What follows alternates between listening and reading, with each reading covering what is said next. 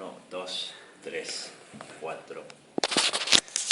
En defensa del Evangelio, así se llama la página en la que se están subiendo predicaciones.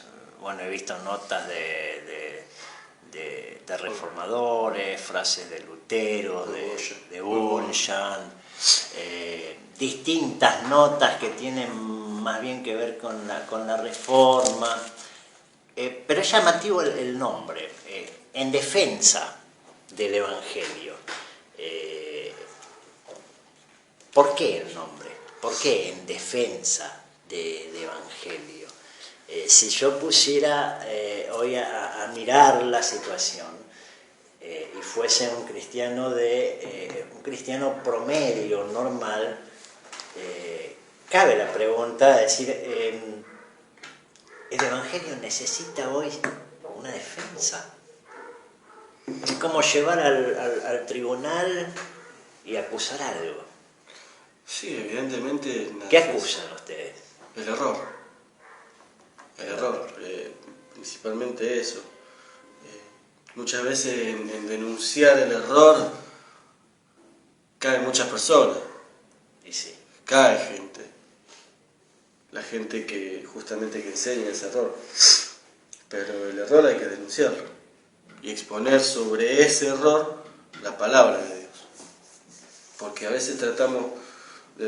o se trata de defender un error con otro error, pero la palabra de Dios es verdad y me parece... Ustedes sostienen una doctrina que podría llamarse calvinista.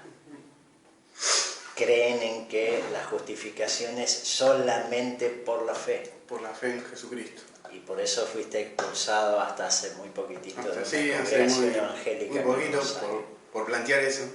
No por plantear, porque es la verdad que está en las Escrituras. ¿Podés contarnos tu caso? ¿Cómo fue? Claramente.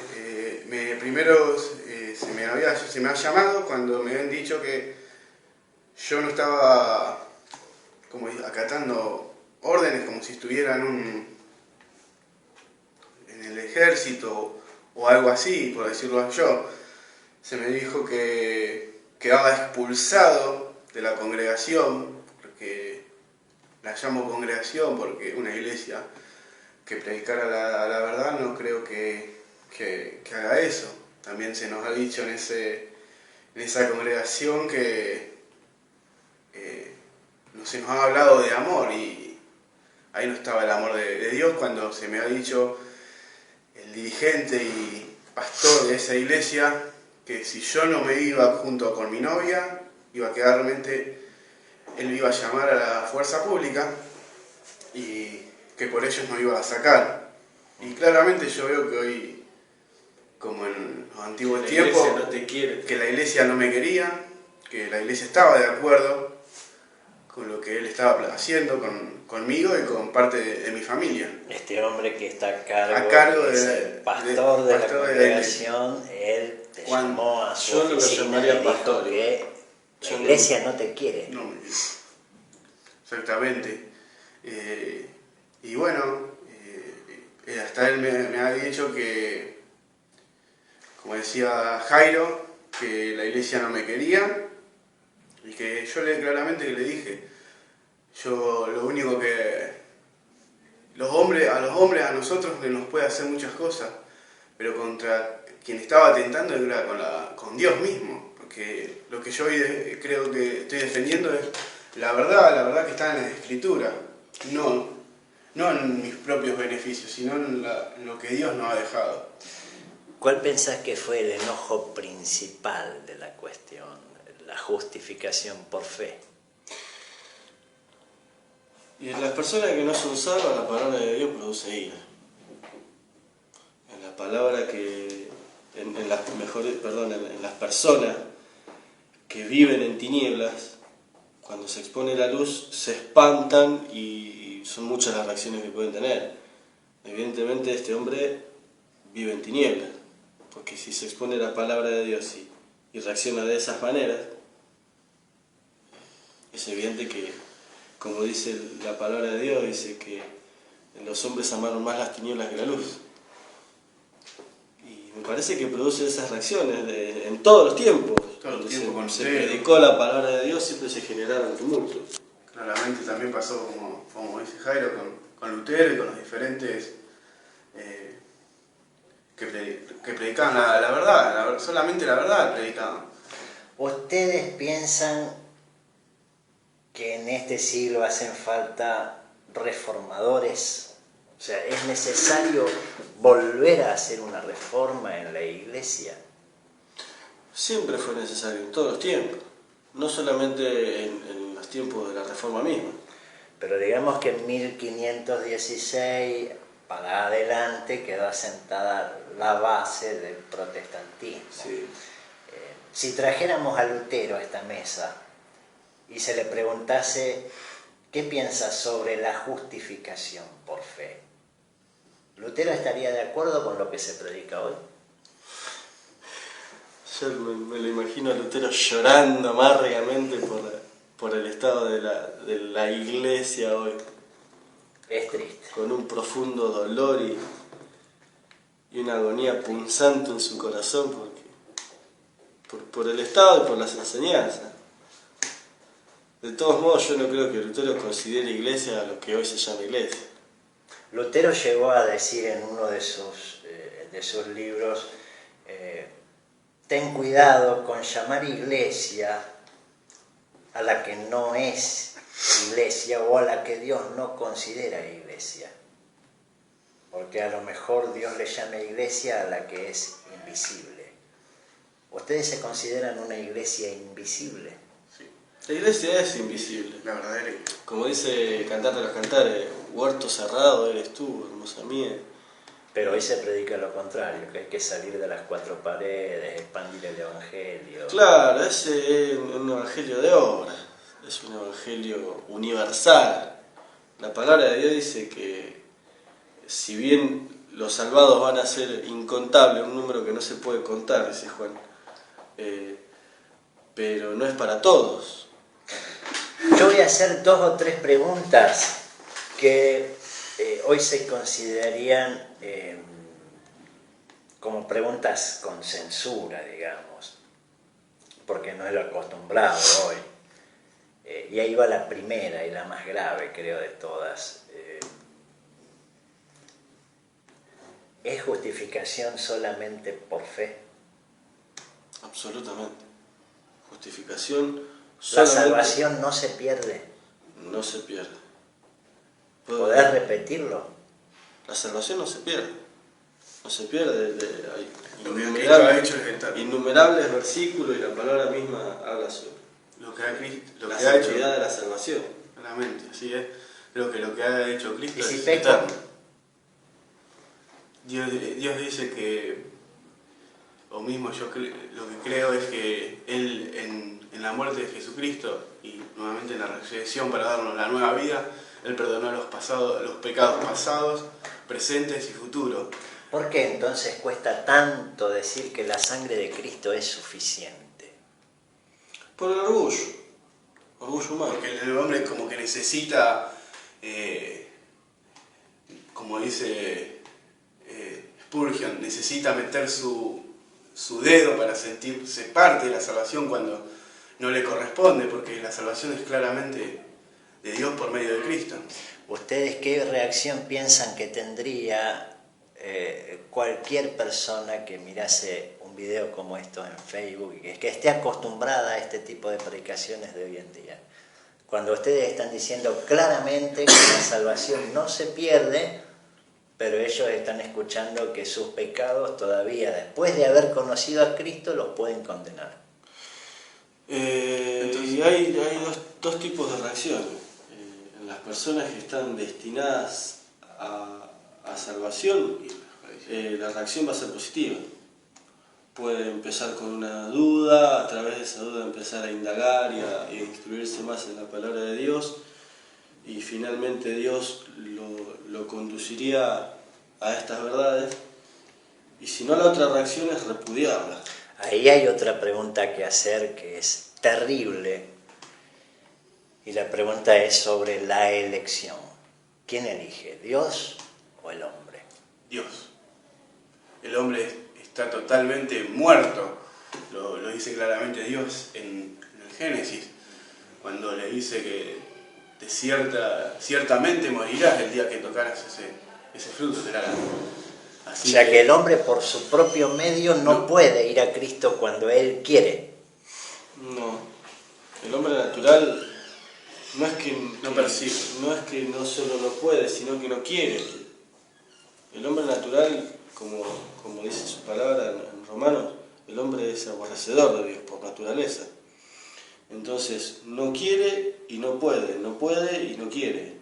Es una combinación de las dos cosas. Al menos que Dios haga algo sobrenatural en esa persona que está totalmente muerta, como dijo... ¿Se te ha discutido alguna vez este punto? ¿O alguno de los dos? Sí. Hay gente que piensa todo lo contrario, que el que elige es el hombre con su libre albedrío. ¿Qué opinan del libre albedrío? ¿Hay? ¿Existe? Existe en Dios, ¿no? El libre albedrío es un atributo de Dios. Si yo decidiera voltear mi cabeza y mirar a la cruz cuando quisiera, ¿podría hacerlo?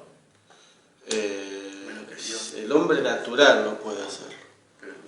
El cristiano tampoco puede hacerlo, pero puede hacerlo guiado por el Espíritu Santo. Otra pregunta terrible.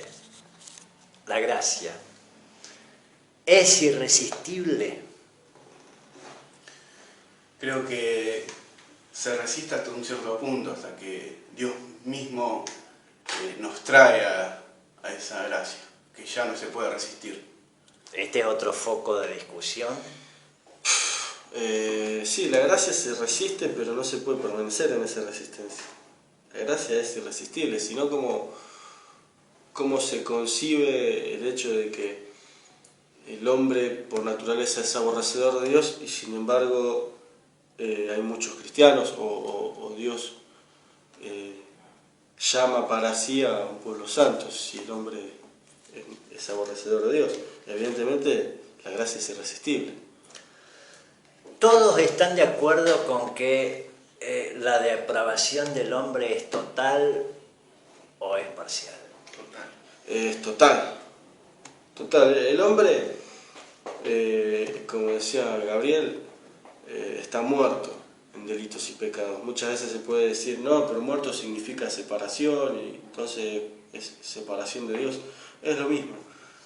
Él es la luz y la vida y cualquier separación de Dios es lo mismo que la muerte.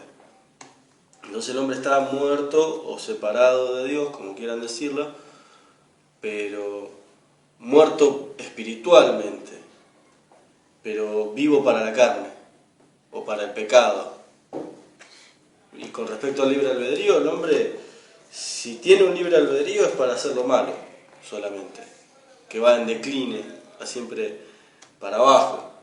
Y solamente por la gracia de Dios y movido por su espíritu puede el hombre hacer algo bueno. ¿Ustedes están de acuerdo conmigo en que subir este video va en contra de todo lo que hoy se está predicando en las iglesias de Rosario?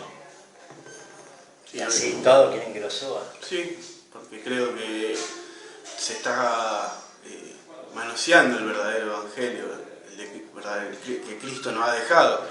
Hoy se nos dice que por nuestras obras, que elegimos ir a Dios, hasta se ha dicho o se dice, se habla solo de prosperidad y no se ve lo que claramente Dios hizo en la obra de Cristo salvándonos.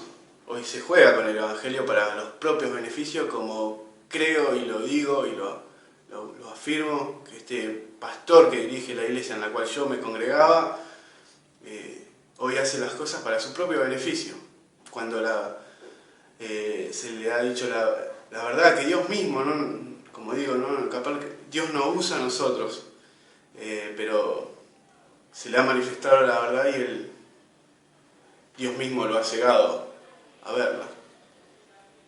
Así que por eso yo digo que es Dios mismo el que salva por medio de Cristo y que nada para nuestros propios beneficios, sino para la gloria de Dios. Un mensaje final para las iglesias de hoy en día. ¿qué les dirías a estos pastores?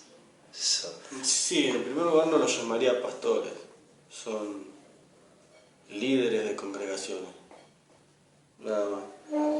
Y a los pastores les diga, o a esta gente les diga lo que les diga, no va a ser mella en su corazón sino por el Espíritu de Dios. Sí que cuanto más arraigado esté su corazón voluntariamente al error, más dura será su condenación. ¿Cómo sigue hoy el caso de ustedes? Hoy en día, por fe, como dijo. Por fe. Por la fe. Gracias a Dios, en tono burlón se nos dijo una gran verdad, que somos una mini iglesia. Y bueno, gloria a Dios por eso, porque por lo menos somos iglesia. Es así. Ahí es una evidencia de que la gracia no es irresistible. No. A pesar de que te expulsaron de una iglesia, de que te amenazaron con la fuerza pública, de que quedaste varado en la nada, seguís con la misma fuerza, con la misma intensidad, defendiendo lo mismo. Lo mismo, y sigo y seguiré porque es lo que Dios me ha dado. Tu familia, tu novia. Lo mismo. Hoy siguen por la fuerza que Dios nos da y claramente por la fe en Él que Él nos dio, creyendo en Él. Tu caso. Tu familia te apoya. Sí. No, la duda no fue si me apoyo o no. Es muy comprensible también las controversias, o no las controversias, sino las dudas implantadas en mi familia cuando salimos de esa congregación,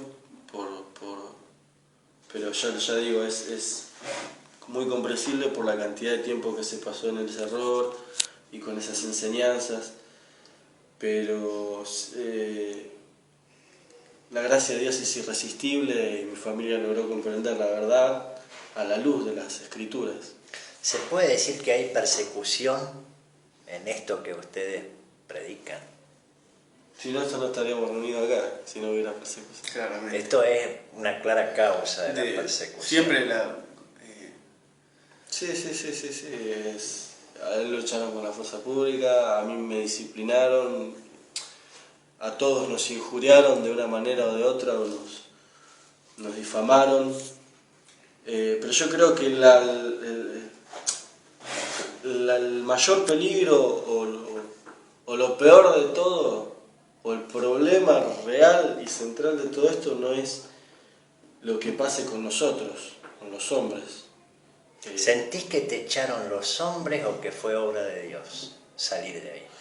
Me echaron los hombres por voluntad de Dios. ¿Tu caso? lo mismo. ¿Fue voluntad del hombre o voluntad de Dios salir de donde ¿Cuándo? estabas? No, yo creo que es Dios que los usó justamente para sacarnos de esa congregación. Es claramente que Dios manifestó su obra quitándonos de esa congregación. Esta es una clara denuncia de que ahí hay una apostasía visible. Han apostatado contra la verdad y se predican Sí, así. según estos hombres, estos líderes Claramente, sí. de las congregaciones, dicen que los que tenemos un fino espíritu de horror somos nosotros. Pero yo dejo todo en manos de Dios y como decía, lo más peligroso no es lo que pase con nosotros, sino que se está atentando contra las doctrinas bíblicas, contra el Evangelio, y me parece que eso es lo peor de todos. El Evangelio sigue siendo cristocéntrico. Cuando el Evangelio deja de ser cristocéntrico pasan todas estas cosas, donde gana el orgullo, la arrogancia, el egocentrismo, y tiene estas consecuencias de exilios, expulsiones. Todo esto pasa cuando el Evangelio deja de ser cristocéntrico, pasa por parte de ellos, pero cuando el Evangelio es cristocéntrico, por parte nuestra pasan estas cosas, quedamos exiliados. En defensa del Evangelio, aquí estamos. ni las puertas del Hades pueden prevalecer contra la Iglesia de Cristo. Un saludo para todos aquellos hermanos a los que Dios les ha dado a entender la verdad